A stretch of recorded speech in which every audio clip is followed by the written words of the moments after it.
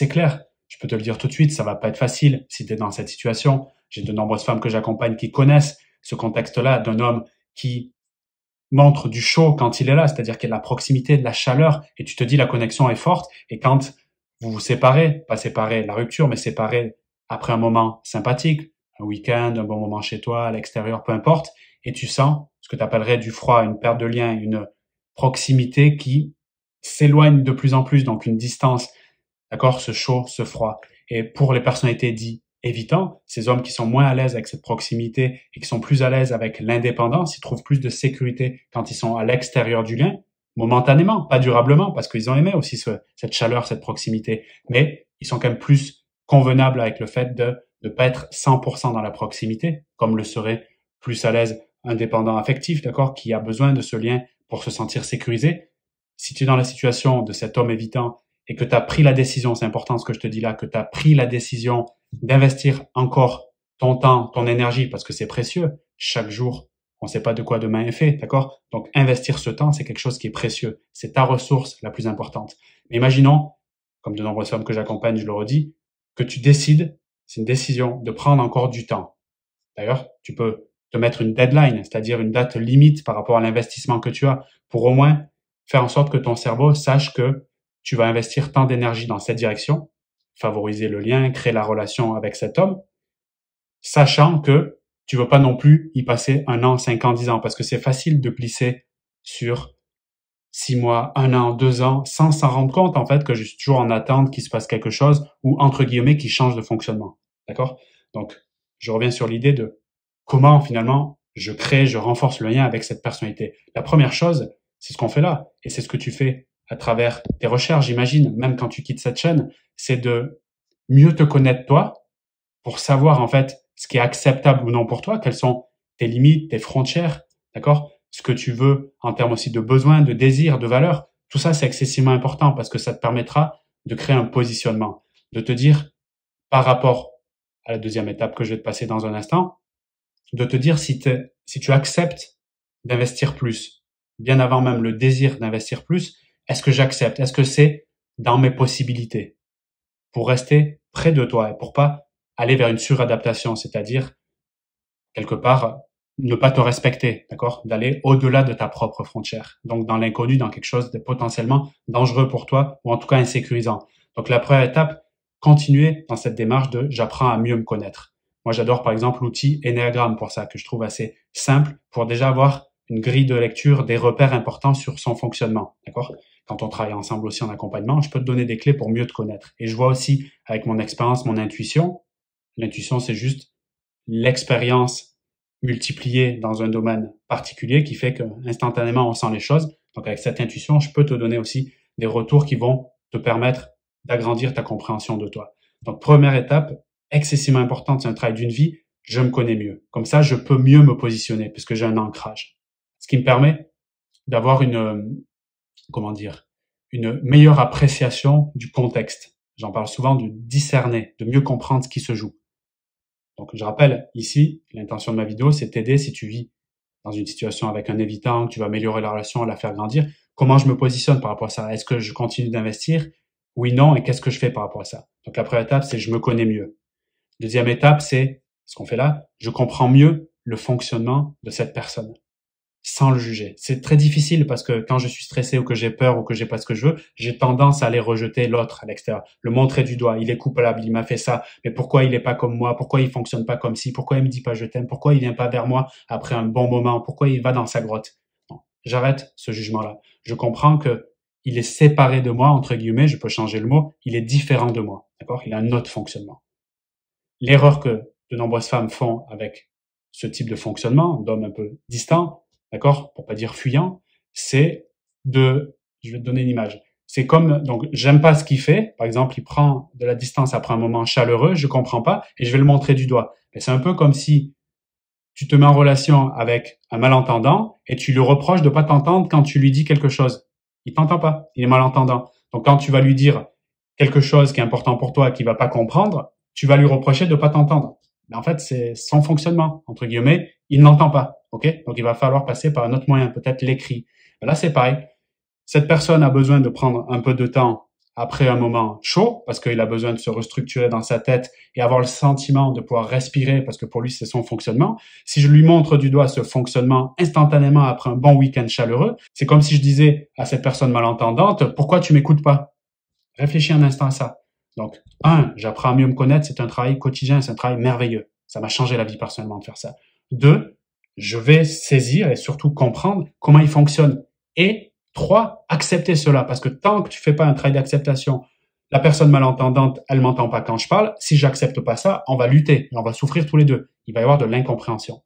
Il y a rien de pire pour un être humain, qu'il soit malentendant, évitant, dépendant affectif ou je ne sais quoi. Il y a rien de pire que de se sentir pas compris. Parce que nous, animaux sociaux, êtres humains, on a besoin de liens. Et quand on sent qu'on perd le lien, la relation à l'autre, on est super mal. Ça nous ramène à un vide intérieur, la peur de la mort, d'être seul. D'accord? Donc l'incompréhension, ça ramène à cette peur profonde de je me sens seul, je vais crever, quoi. Donc, on veut se sentir compris. Et quand tu lui montres, je dis pas que c'est un travail facile, ça te demande à faire un peu des efforts, mais si tu es passionné par la psychologie, le développement personnel, avancer dans ta vie, la croissance, ce sont des valeurs que je veux partager, que j'adore moi sur cette chaîne, ça sera plus facile, d'accord? Tu n'auras pas à te forcer.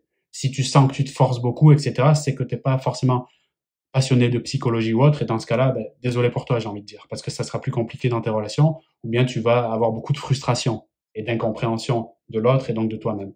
C'est un système, la relation à l'autre, c'est au fond moi qui est en train de me parler. Je le comprends mieux.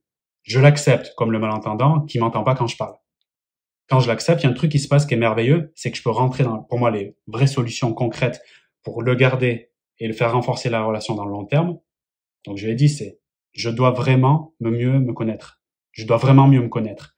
Je le comprends mieux, je l'accepte. À partir de là, je me positionne. C'est-à-dire que je peux mettre sur la table une communication beaucoup plus considérante, qui se rapproche de ce que je comprends de ce qu'il est en train de vivre.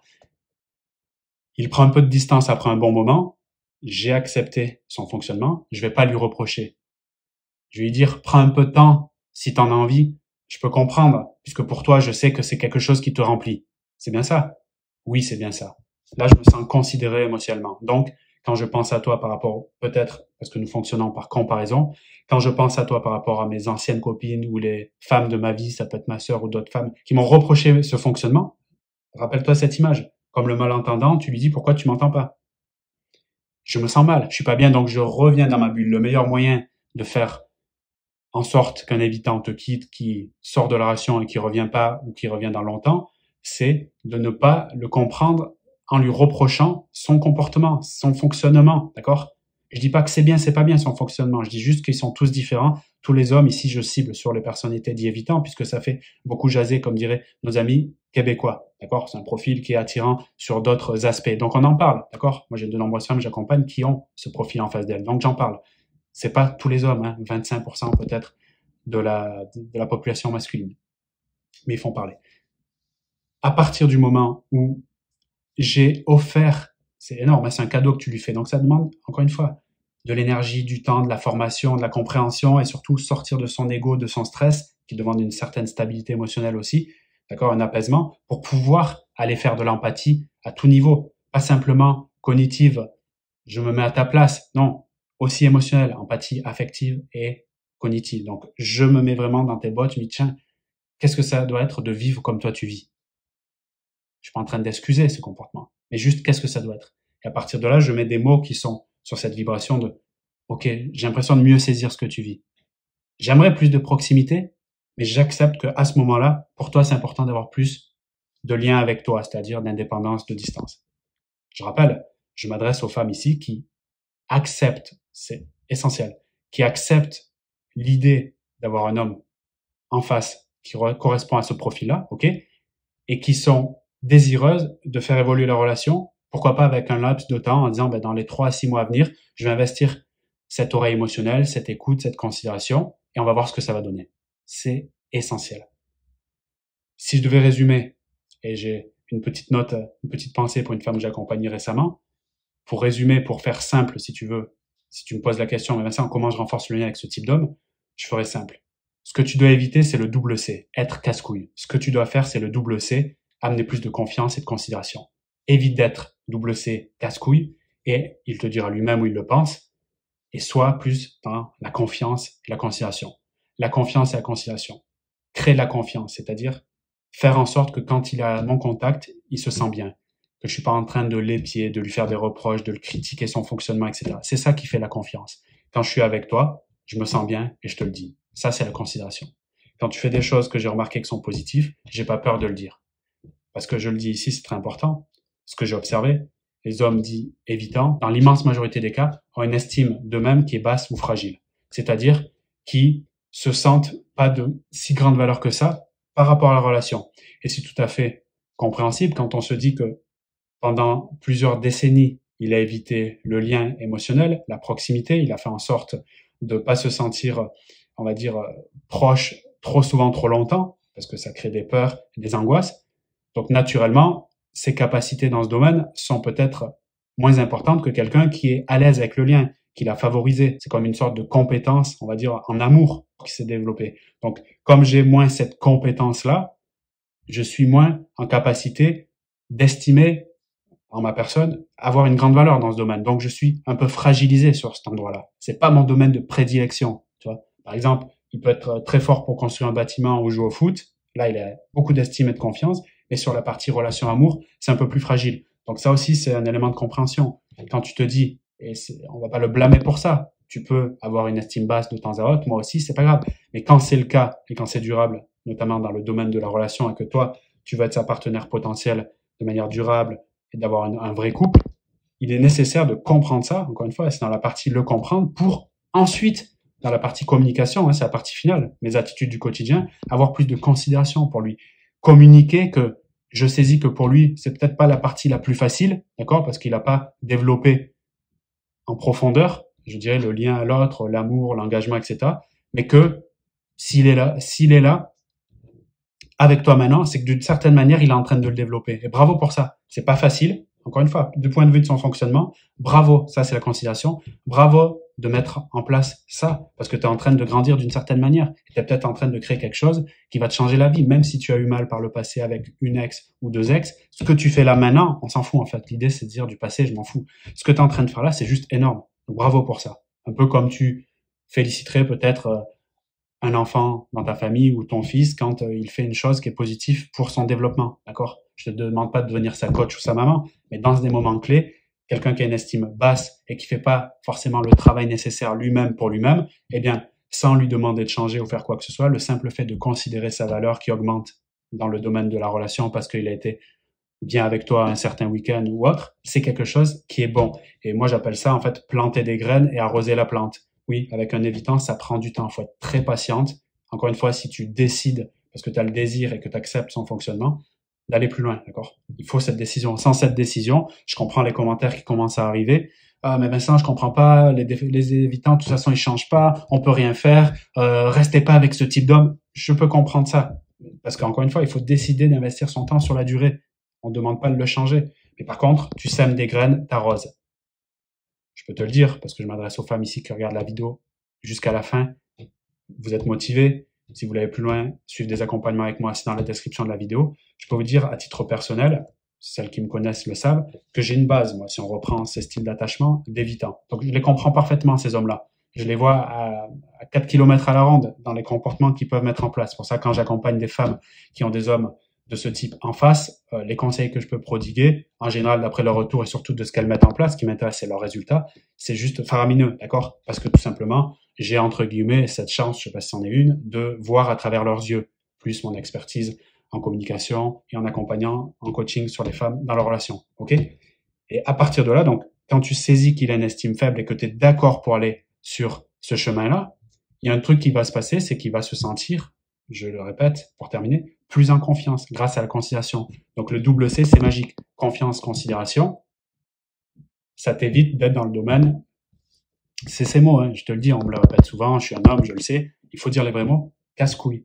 Casse-couille, c'est le tu qui tue, les reproches, le mécontentement. C'est je suis pas contente parce qu'il m'a pas envoyé tant de messages, il m'a pas dit je t'aime, il a pas été proche à ce moment-là quand je l'aurais aimé. C'est pas facile. Des fois, tu demandes un soutien, il est dans sa grotte. C'est pas facile. On est d'accord. Mais c'est un choix de vie. Si tu fais ce choix, tu vas dans cette direction. Si tu fais pas ce choix, il faudra choisir une autre direction. C'est clair. À un moment donné, il faut se responsabiliser.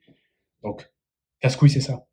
Avec ce type d'homme, c'est ça. C'est tout ce qui lui fait sentir qu'il n'est pas compris sur comment il fonctionne, lui donne envie naturellement d'amplifier, c'est inconscient, hein, la croyance qu'il a concernant les relations les femmes. Donc, c'est une casse-couille, elle me comprend pas, je préfère rester libre, indépendant, moi j'ai pas d'ennui. Alors qu'au fond, il y a le petit enfant intérieur qui est le point commun avec toi et avec nous tous, qui crie ah, je suis bien quand on est ensemble. Si c'était aussi simple tout au long de la relation, j'ai tellement besoin d'amour, j'ai tellement envie d'en donner. Moi, justement, qu'on a manqué cruellement et qui, dans toutes ces années, n'a pas été si proche de l'amour, alors qu'au fond, j'en ai beaucoup besoin. Donc, j'ai un réel déficit, beaucoup plus qu'un dépendant affectif quelque part. J'ai un déficit tellement énorme que j'ai envie d'y aller. C'est pour ça que tu sens qu'il est chaud avec toi, chaud dans le sens chaleur humaine quand on est ensemble, grosse connexion, et qu'il y a un vide, une sorte de froid quand il s'en va, parce qu'il arrive à faire ce truc-là pour s'équilibrer. Ça, c'est paradoxal comme truc. Voilà. Je vais arrêter pour cette vidéo. Réécoute-la plusieurs fois, je pense qu'elle est importante. Partage-la autour de toi, abonne-toi à la chaîne si ce n'est pas déjà fait et regarde dans le premier lien de la description de cette vidéo si tu veux recevoir un accompagnement personnalisé. Je te souhaite une très belle journée, une très belle soirée. À très bientôt.